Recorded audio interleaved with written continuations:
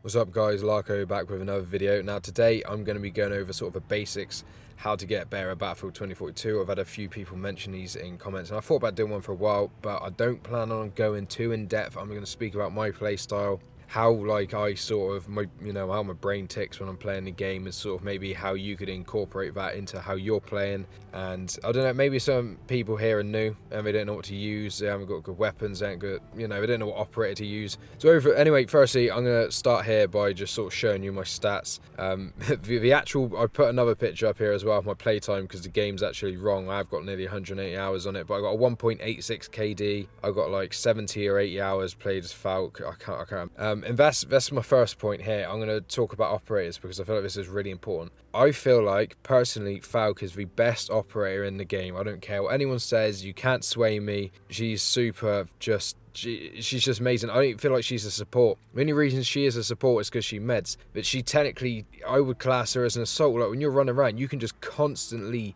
heal yourself. Obviously you're healing your teammates as well, but you can constantly med yourself whenever you get shot, and it's just a constant regen. It's super quick, and it's just that there is such like a helpful tactic for people that are new to the game. If you're dying quickly or you're getting shot and you're low on health, because health takes a while to regen on this game, run Falk, give the syringe a go, because it's so easy just to get yourself back up to health when you get shot at. Trust me, it's amazing. Now I'm going to be talking about my loadout. So whatever weapon you want, I'd recommend the M5A3, AK-24. They're sort of the main go-to weapons, but I always recommend these two gadgets, right? The ammo crate.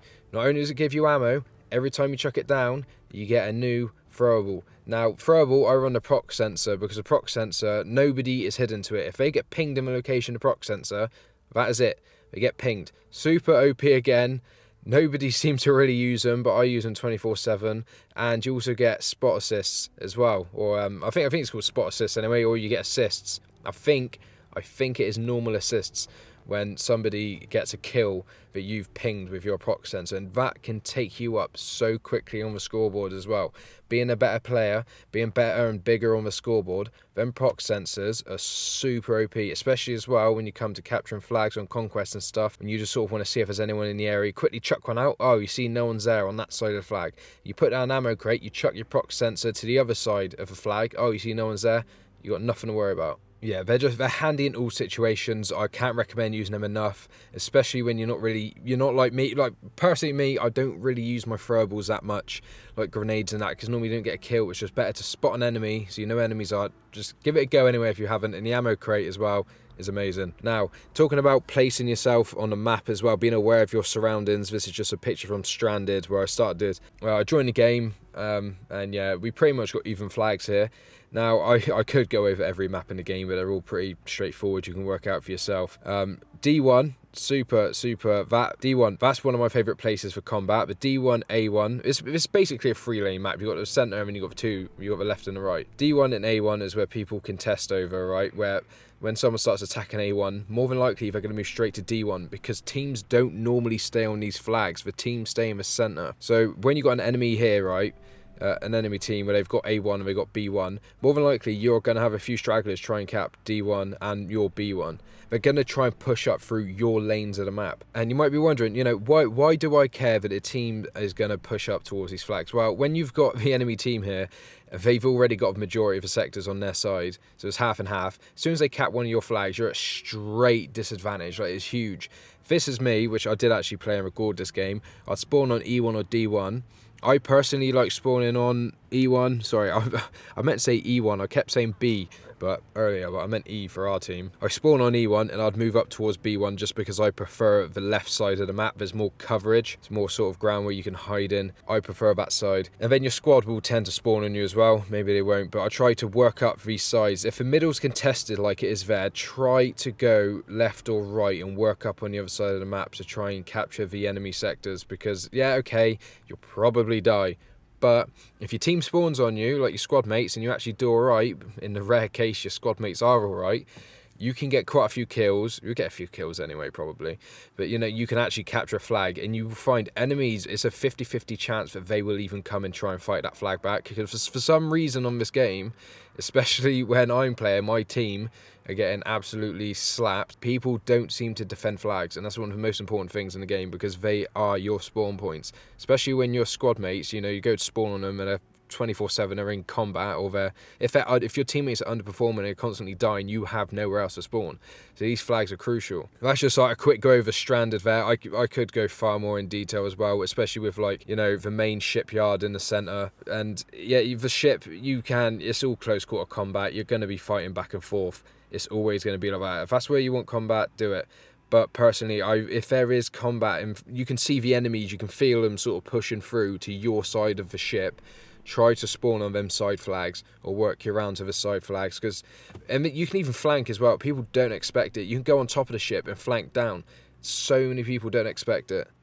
Now here I was playing Valparaiso. This, honestly, the Bad Company 2 maps in this game, if you're literally playing this game this week when this video releases, try Exodus Conquest, because the Bad Company 2 and Battlefield 3 maps, they play so much better in my opinion. Even though this isn't really a 3-lane map, I don't know why I always do well. I didn't do as well as I wanted to in this game. I think I'm on like 45 and 18 or something. I wanted to do a bit better. But these maps are amazing, and they're fairly easy to control. You see here the middle sectors where you got 3 flags. People will be fighting over B1, B2 and B3 all the time, and it's so easy to spawn and sort of work your way around and flank enemies. Staying alive, that's the other issue. But yeah, as long as your team, if you like, you see here, they have A1. I don't know how they done it, but we need that back. We need the 2 flags near our spawn, because if we lose that middle B1 flag, which is rare, but if your team does lose it, your game's over. Let's put it like that. Try and always keep these back flags. And I find like these maps here, they work well, these Bad Company 2 maps, because you've got them 3 sectors in the middle. It's harder to juggle. B1, I'd say, is probably the busiest. B3, people sort of, you know, they do straggle along and fight there. I personally, this is my favourite map in the game, and, you know, I was probably a bit of nostalgia there from playing Bad Company 2 so much. But yeah, B1, B1, B2, B3, if the enemies, like here, they have both B2 and B3, personally, I'd go spawn on B1 and I'd flank round to the left up to B2, or to the right, B3, but because on the right you're more out in the open, you're more likely to get caught. And try running a wrap suppressor more as well. I was using the wrap suppressor on the AK-24, and it was incredible. I might actually edit the video that I recorded for this. I might put it together. I might put a video up soon, because I haven't done one on the AK-24 in Season 3 yet, I don't think. But positioning, it's not as hard as some people think. But with Battlefield, because you die and you've got a spawn delay, you're there mashing your button, just waiting to spawn in, just take a second to look. And it can be very dependent on your squad as well, which I feel like is quite a big issue. You gotta hope that you have a fairly alright squad. If you don't, you can swap squads, but sometimes the game just isn't going to go in your favour. But these are the best ways to stay alive, is to sort of don't just run and gun. You can run and gun, but you just got to be sort of more cautious of your surroundings. And I do actually I've probably already mentioned at the start of the video. I've probably just forgotten.